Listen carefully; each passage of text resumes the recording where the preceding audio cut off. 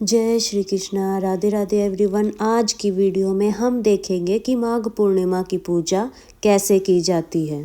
Friends, अगर आपने पूरा माघ के महीने स्नान किया है तो आप ये पूजा तुलसी जी के पास ही चौकी लगा कर करें, वहीं पर पूजा करें। और आपने माघ स्नान किया है तो माघ पूर्णिमा के दिन आपको स्नान का उद्यापन भी करना होता है। तो उद्यापन की सारी सामग्री भी आप चौकी के पास ही रख लें और फिर ब्रह्म मुहूर्त में उठकर स्नान करने के बाद अपनी पूजा करें। अब मैं आपको बता देती हूँ कि जो लोग सिर्फ पूर्णिमा का व्रत करते हैं, उन्होंने माघ स्नान नहीं किया है, तो फिर आप अंदर घर में ही चौकी लगाकर आप ये पूजा करें या फिर आप अपने मंदिर में भी ये पूजा कर सकते हैं। अगर आपने माघ स्नान नहीं भी किया है तो आप तुलसी जी के पास दिया जरूर जलाएं। शाम के समय तो आप जरूर जलाएं, सुबह नहीं जला पाते हैं तो चलिए आप माघ पूर्णिमा की पूजा विधि देख लेते हैं।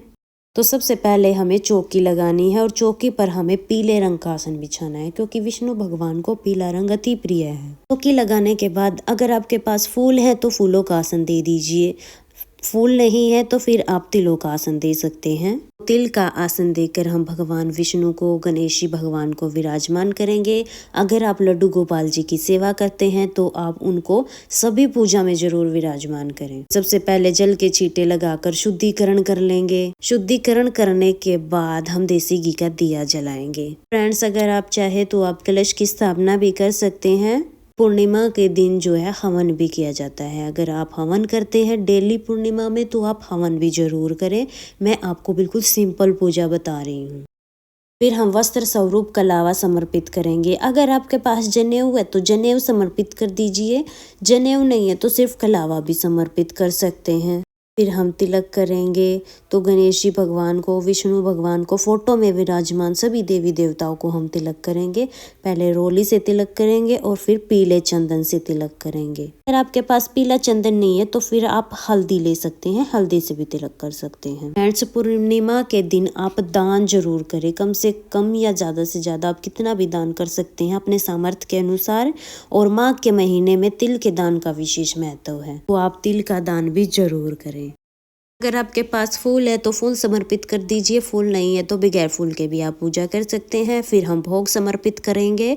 तो भोग में जो पूर्णिमा के दिन प्रसाद बनाया जाता है आटे का, आप वो भी ले सकते हैं। अगर किसी कारण से आप वो प्रसाद नहीं बना पाते हैं तो फिर आप जो है कोई भी ऋतु फल का भोग लगा सकते हैं। जो भी मिठाई आपके पास है उसका भोग लगा दे।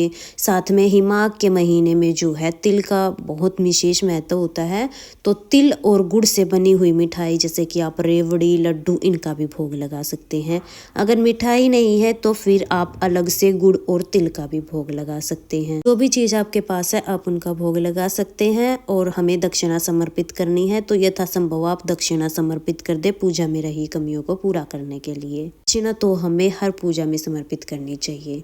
फिर इसके बाद हम माघ पूर्णिमा की व्रत कथा सुनेंगे। तो व्रत कथा की वीडियो आपको मेरे चैनल पर मिल जाएगी, आप वहां से सुन लेना। सुनने के बाद हमने हाथ में जो तिल लिए हैं वो हम विष्णु भगवान को समर्पित करेंगे, जल के लोटे में डाल देंगे। इस तरह से हमारी कथा पूर्ण हो जाएगी। कथा के बाद हम आरती करेंगे, तो बहुत ही प्रेम पूर्वक हम गणेश जी भगवान की, विष्णु भगवान की आरती करेंगे। आरती करने के बाद पूजा में रही कमियों के लिए समायाचना करेंगे और अपनी मनोकामनाओं को पूर्ण करने के लिए श्री हरि विष्णु से प्रार्थना करेंगे। इस तरह से हमें पूजा करनी है। अगर आपने तुलसी जी के पास ये पूजा की है तो आप तुलसी जी की 5, 7, 9, 11 कितनी भी परिक्रमा जरूर करें। पूजा के बाद जल का लोटा हम सूर्य देवता को अर्घ दे देंगे और जो भी भोग प्रसाद हमने चढ़ाया है उसको परिवार में प्रसाद रूप में बांट देंगे।